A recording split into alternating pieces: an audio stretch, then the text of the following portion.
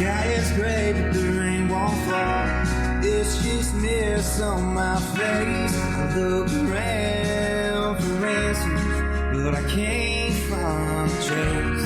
Where you been, where you gone? How did we go so wrong? I lie awake all night in bed, trying to retrace my steps.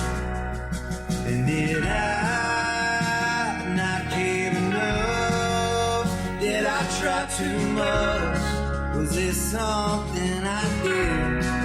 Could you just tell me, 'cause I can't sleep at night, wake up and curse your name, but I don't want you back. I just wish you. Welcome everybody to Picksandbones. I'm Eric. Tonight, seriously folks, I've been trying to get this guy on my show like since I first started even thinking about doing this. We've got Corey Hunt. Corey, how are you doing, my friend? No, I'm great, man. Thanks for having me. No, man, I've been looking forward to this one. You were seriously one of my favorite songwriters and singers out there, and I will fight anybody that says that you don't get enough credit, because you don't get enough credit anywhere. Well, except maybe Texas. Texas appreciates you. Well, we've just been lucky to be able to go out there. We had a couple lucky breaks, and I think there's just a larger awareness for the music we've been putting out there than we're all out here. You know, I think there's just larger platforms. Yeah. You know, but I feel like the tides are changing. Though. I mean, just like we're doing right now, this is a platform that we don't have a lot of where we live. So, you know, even just doing a show like this, like, man, it's a huge step forward.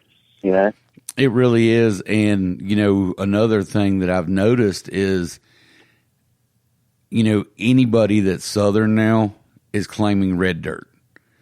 I mean, you were red dirt before people were actually saying, hey, you know, this is a specific type of music outside of Texas.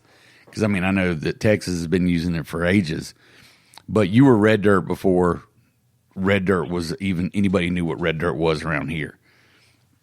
Yeah, and I tell you, I have to attribute that to my dad. I remember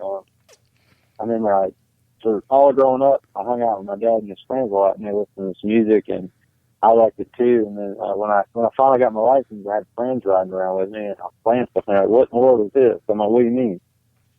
I didn't realize that nobody else knew what it was. And then I made the correlation when I got to college that all this music I was listening to was kind of coming out of Oklahoma and Texas. And I think that's just naturally, as I started playing music and building my sound, that's what I was listening to. So that's kind of how I ended up being what I am, I reckon. Well, and thank goodness, because I mean, but you know, I've noticed, you know, Red Dirt, North Carolina is really, you know, promoting everybody. I see them promoting you a lot now. Yeah.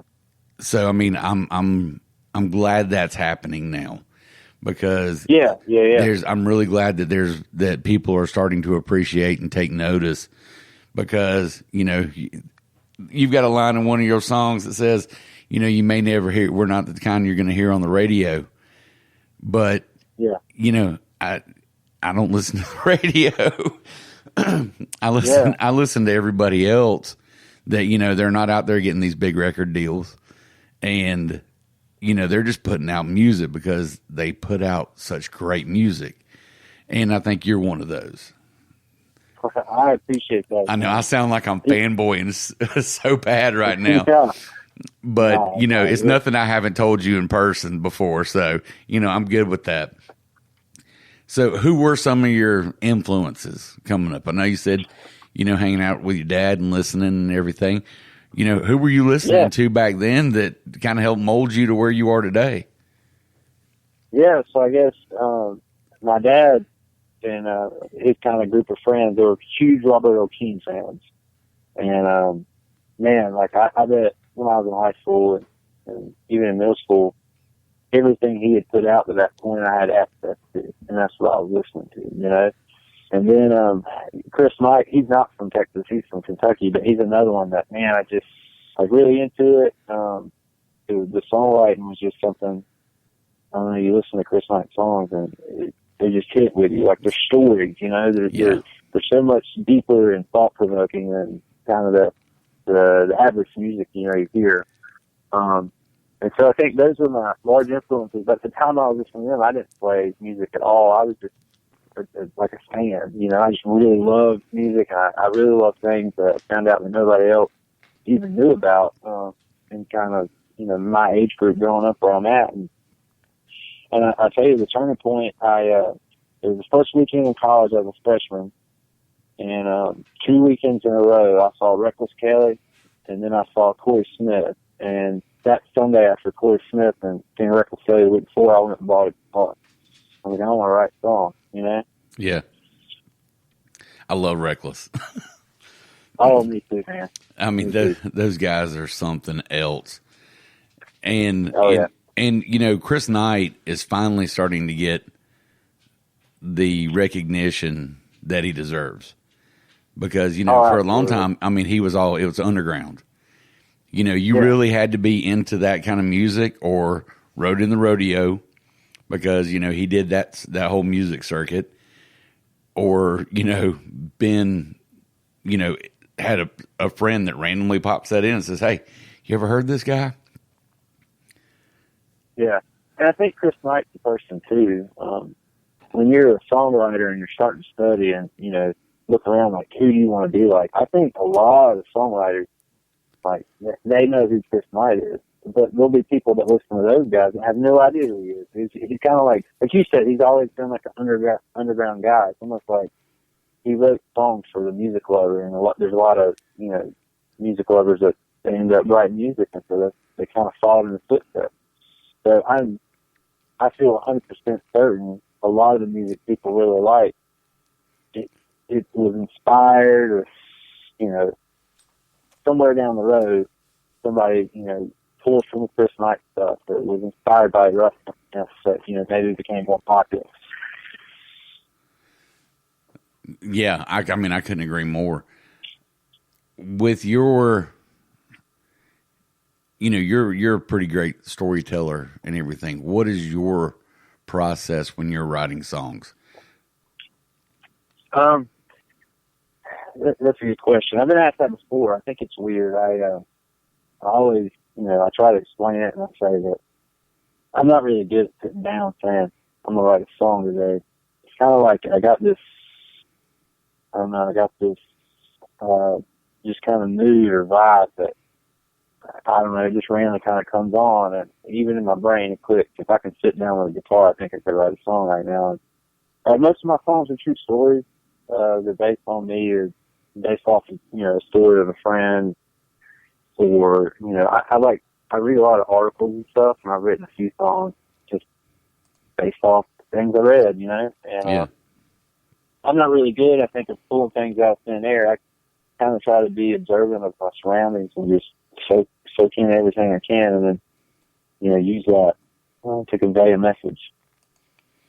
Well, and my all-time favorite is Explain, which, I think that's kind of one of everybody's favorites. But, even going back in that, like, you got Stuck in Arkansas. Man, if that song doesn't get you going, I don't know what will.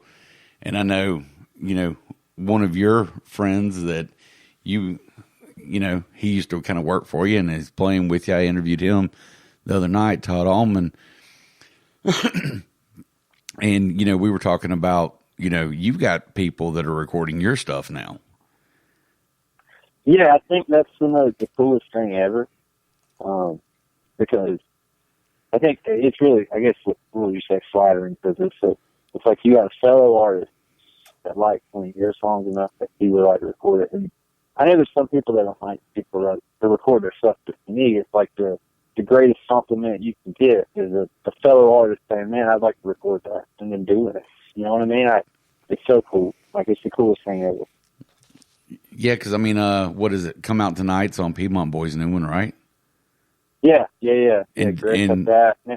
And didn't what's the one that Mikael Buck just recorded or is recording? NKMU, Mikael recorded, and my buddy Tyler Howard recorded that. Yeah. And, which I can't take full credit for that song. Me and Greg Payne and Todd Allman and a fellow by the name of Watt Durrett actually wrote that. And, Okay. But that's been way cool. Like that song, I feel like it's kind of taken a life of its own, you know? Yeah. Which is super neat. Yeah, that's never a bad thing.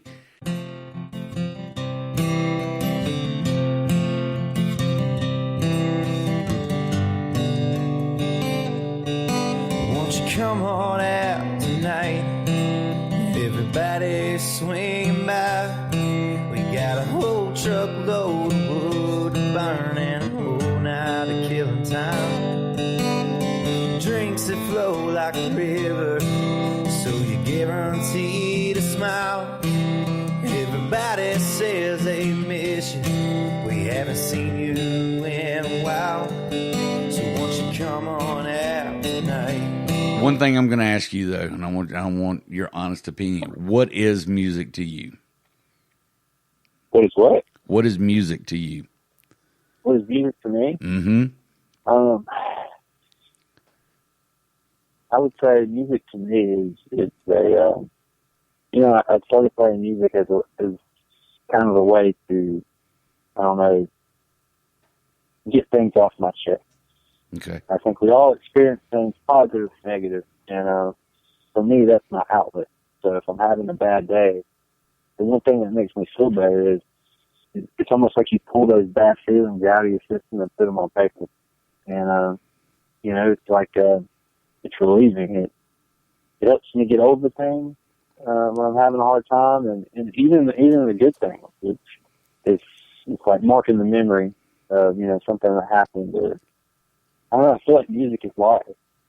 I think every person on earth, goes to music to either give them a feeling or help them get away from a feeling. Mm-hmm. I know when I'm sad, I like to listen to sad music. For some reason, even though it's sad music, it makes me feel less sad. It's like it actually bears the weight for you, so you don't have to. And see, I go to that. I go to that when I'm happy. I'm one of those dark guys that I like. If I'm happy, I want to listen to something that feels like it's going to tear your heart out. Absolutely, I'm the same way. Because and you've listened to the show before. We've had that. I've had that conversation with just about everybody that music is that universal binder. Because that's the one thing that everybody can agree on is you're going to love music.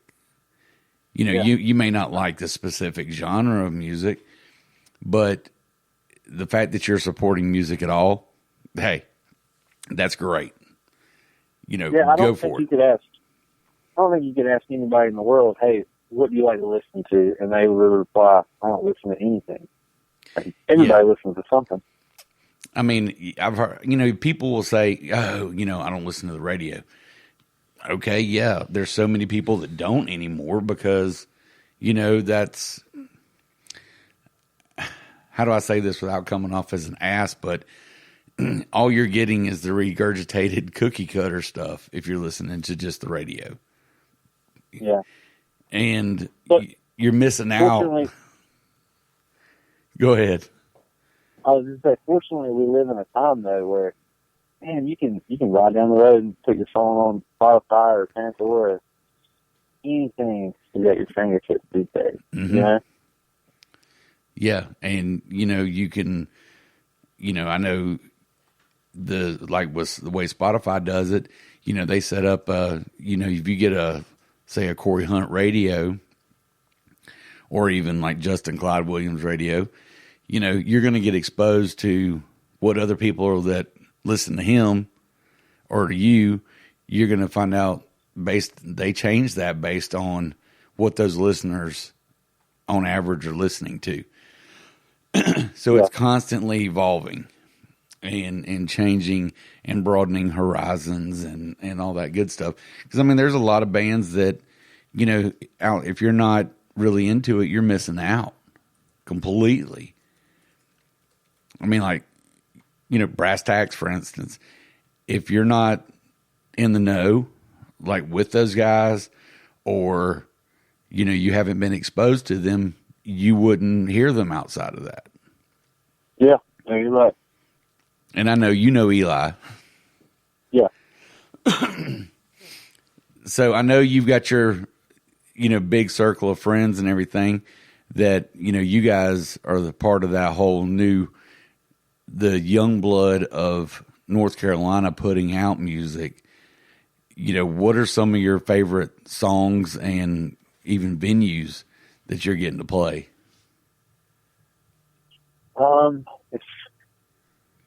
If we're talking about venues in North Carolina, let's see. There's a place in Greenville called the Buccaneer Music Hall.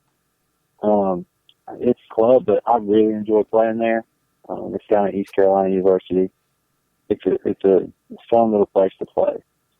And I know in Greenville there's a pump house, and man, I like Danny and play at the pump house. We haven't been there in a little while, but it's always fun. And I feel like there's a lot of places, because I think we travel around and we play these places, and once you play them 3 or 4 times, you kind of get a bond with the people that work there, or the people that frequent them. So it's almost like family. It's like, well, I got to go this weekend and see my family that lives, out east or out west. You know what I mean? It's almost like you got to make it a point to stop there, not just to play, to see your people. You know what I mean? You got to go visit your cousins. Yeah. But as far as songs and people go, man, there's so many good people around right now. Of course, I always say Tyler Hatley and Todd Allman. They're probably my 2 closest amigos when it comes to playing music. We play together a whole lot. But then, like people like you mentioned, like, man, Justin Clyde, like, he is an unreal musician and an artist. He can sing, he can write, and he can play strings off a guitar like nobody else, And then you've got like Dirty Bass Soul, and they're one of the most exciting bands you can see live. Oh, absolutely. They're so exciting. Absolutely. Man, it's just if you can watch that and not just feel the energy and not feel the energy, then I don't understand who you are. You don't have a soul. You're not human. My wife has said that because she loves Dirty Grass and everything. She loves Kevin because they're working on a little side thing. He's going to write a song based on some of her poetry. So she's looking forward to that. But she says that every time we go see him, she goes, their energy is just always so fun and vibrant, and you just feed off of that. And, there's a lot of bands that just can't even do that anymore, or they don't even try. But then not every band, that's not every band's thing. Not everybody, there's some artists that it's more like a listening room experience. You're there, not necessarily for the experience. You're there to experience the music. Yeah. And and you kind of fit in that category because your music is kind of an experience. Because you're not all flashy and everything else, but yours is more about the music and the words and the lyrics and delivery. And I think that's what makes a big difference. Because when you're up there on stage, people are actually hearing it. Yeah. And, that's a unique quality. Well, that's the goal. That's cool that you said that. I appreciate that very much. You're working on it. Yeah, it's, I love music. That's just my biggest thing. And I'm so proud of what you guys are doing. And because, we've known each other for a number of years now, and I've seen like you and Tyler's growth as musicians and performers.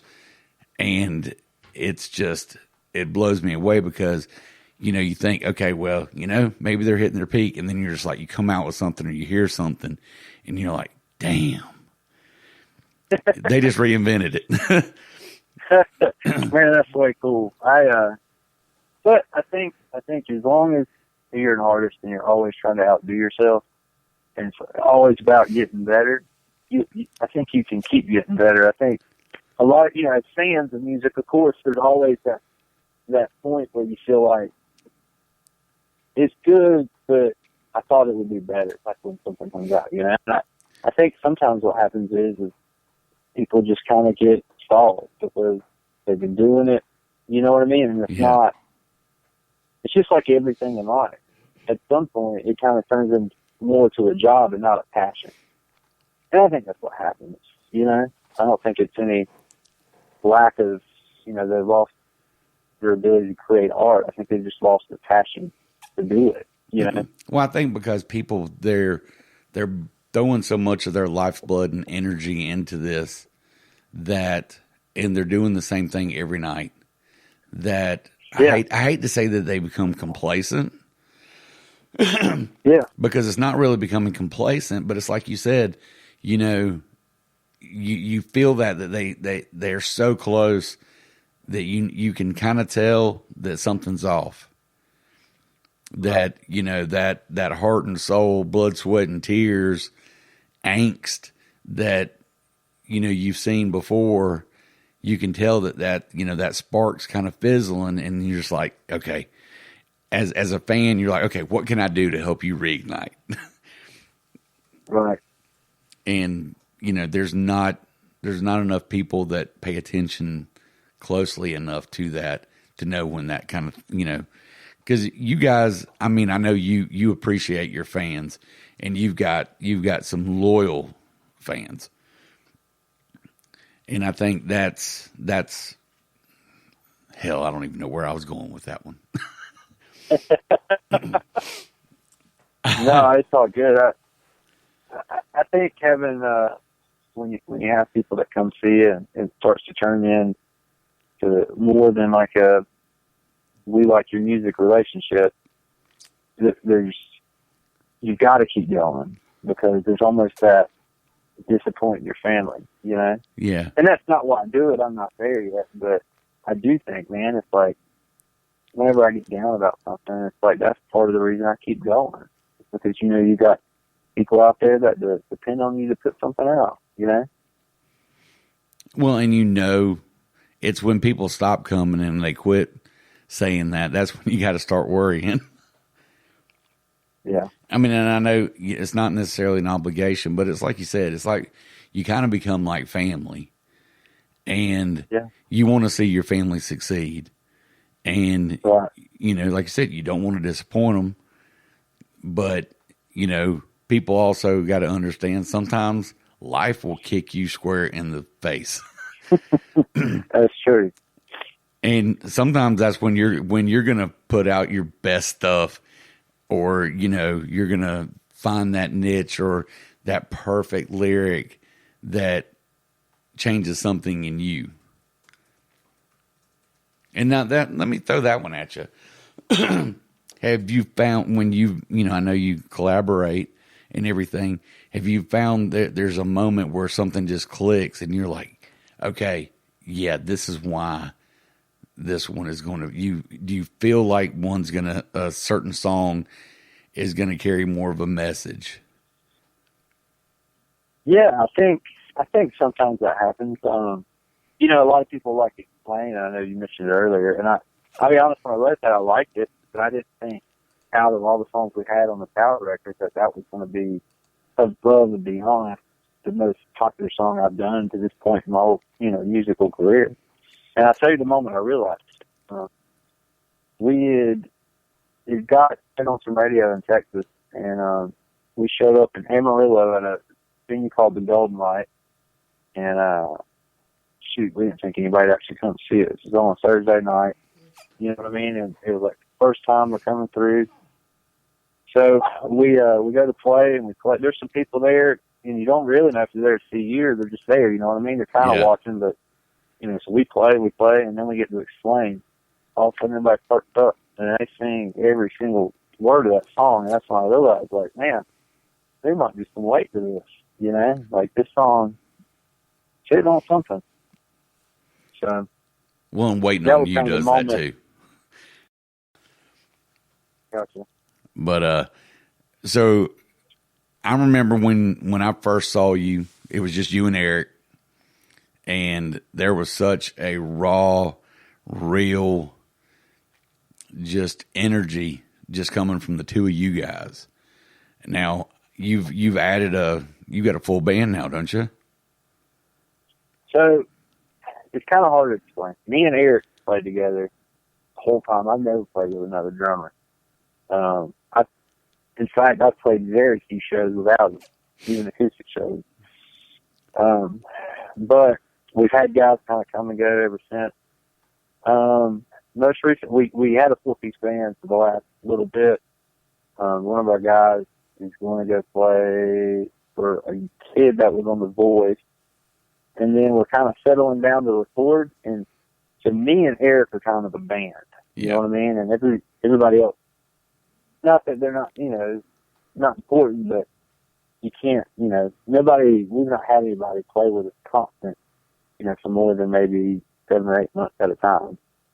So kind of right now we'll take a break to make the record, and it'll just be like me and Eric. And then, when we come back up, we'll ask around, our buddies to play with us sometime to see if they want to play some shows, and if they do, great. If not, we'll go ask new people, or maybe we'll just play me and Eric. I enjoy playing me and Eric, to be honest. That was something I brought up when I was talking with Todd the other night. I said, I know I've heard you with, more of a band, but then I always go back to my favorite time seeing you play. It's just you and Eric, because it's like, it's just real, because you can tell that there's that certain symbiotic connection that you get when you guys have been playing together for as long as you have. That you cannot. When you're together for a decade with somebody, and you play music, and as I'm writing it, calling Eric, sending him things, getting, seeing what he thinks.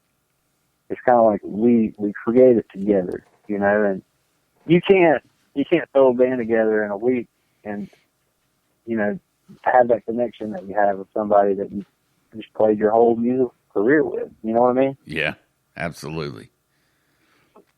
Well, I'll tell you what, let's shift gears and let's go into, let's jump into some bare bones. All right. Okay. What is your favorite guitar to play on stage? My favorite, 314 CD. Okay. What band are you really into right now?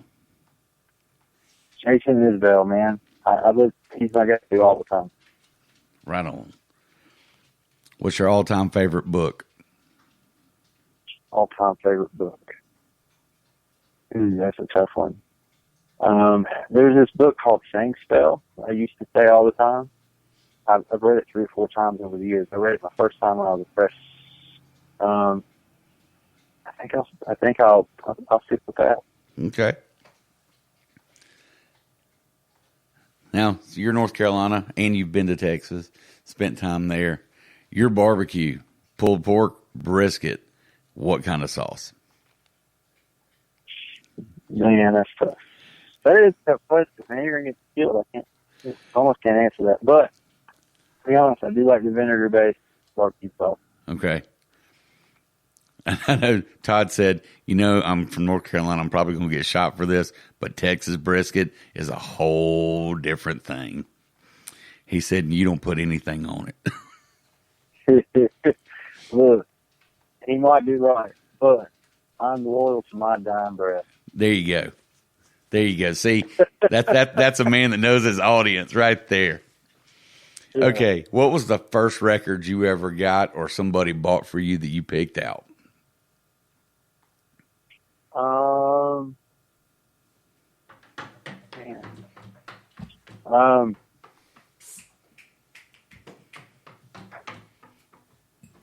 There was a band in the 90s called Little Texas, and I remember my dad got me that CD when I first got my first CD player that I could put in my room. Mm-hmm.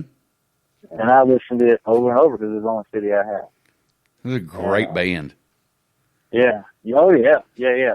It's one of those 90s country bands that, they put out some solid music, and I feel like they're still super underrated. You know what I mean? I still listen to them. I've got a playlist that's got them on there. And got Earl Thomas Conley, Keith Whitley, the classics. You can't go wrong with that. And sometimes you just need that in your life. Okay, what was the first concert you ever went to? First concert I can remember going to was Garth Brooks when I was probably 7 or 8 years old. And I still remember to this day they played Thunder Rolls, and it scared me to death because they actually had thunder coming through the arena. That's awesome. Yeah. All right, Star Wars or Star Trek?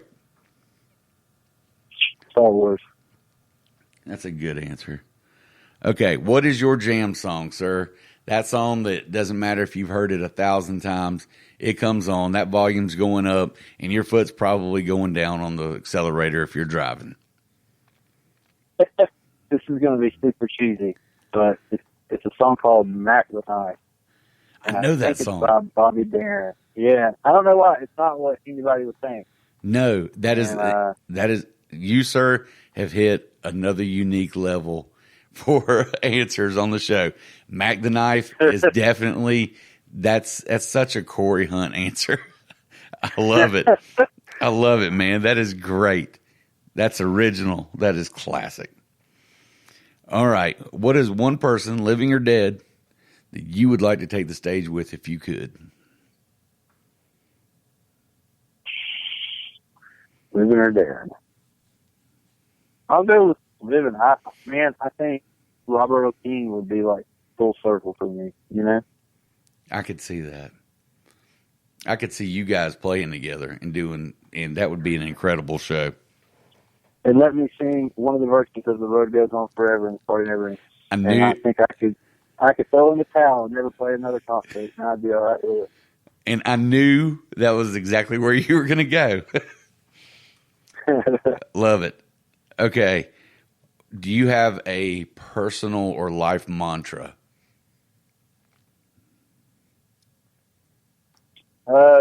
You know what? I think just doing your best to be kind. Be kind. 2 words. Be kind. Okay, I like it. All right, this is everybody's favorite. Besides yourself, who should people be listening to and checking out right now? Should be multiple people. It can be multiple people. Oh, that's easy. Tyler Halley, Todd Holman, Justin Clyde, Ziggy Pocket, Piedmont Boys, Chip Perry, Dirty Grass Bowl. I know I'm leaving somebody out, and I'm trying to think. But there's so many good people from around here. There's so many. It's daggone unreal. Anna Lee Band. Anna Lee, yeah. That's what I'm saying. She would kill us both. Yeah. I know Anna Lee and Justin told me, I think he was explaining to me, I don't know if Sim and Tyler Hatley wrote the song, but Justin and Anna Lee are going to record it. And I think that they might come up here to Midhurst and record it with me, so I might kind of. I hope they do, because I was there when they talked about it the other night, and he played it for her because it was on her birthday, and he goes, "We're recording this song. I don't give a damn if you want to or not." And she stood there and had tears rolling down her face, and she goes, "Yeah, we're going to do that song." That's great. Justin, he texted me, I don't know, like a week ago or something. I was asking about it, and he told me that he wanted to work out time to come up here. And I was like, man, I would be so honored if you guys come up here and record with me. That'd be killer. Oh, because you've got your own studio, don't you? Yes. Yeah. See, that's awesome. I didn't even realize that. See, I learned something new today too. Yeah, I've done some stuff for myself. I've only done a couple things for other people. I did Tyler Hatley's EP. We did at my house. Mm-hmm.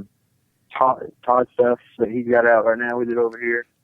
And then, so like the Tower record, we didn't do the whole thing at my house, but there's bits and pieces here and there, you know, like maybe the vocal on this song, the guitars on this song. It's just kind of scattered throughout the whole record. I dig it, man. I dig it. All right, this was the one that keeps tripping people up nowadays because this is a new question that I've added in. If you had a spirit animal, what would it be and why? Spirit animal. Okay. Let me think. Spirit animal. That is a tough question. I feel like you gotta think about it. See, a smart person would already have like the standard answer for this. No, because I've gotten a different answer from so many people. I can tell you what Todd chose. What Todd said? He said a bobcat.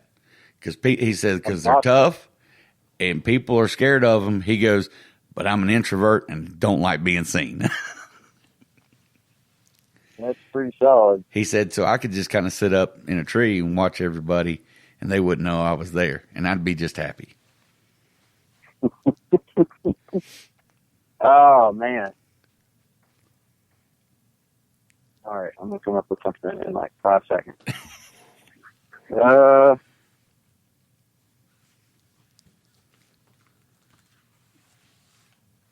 And it doesn't have to be... I got you. Okay, go ahead. You don't like this.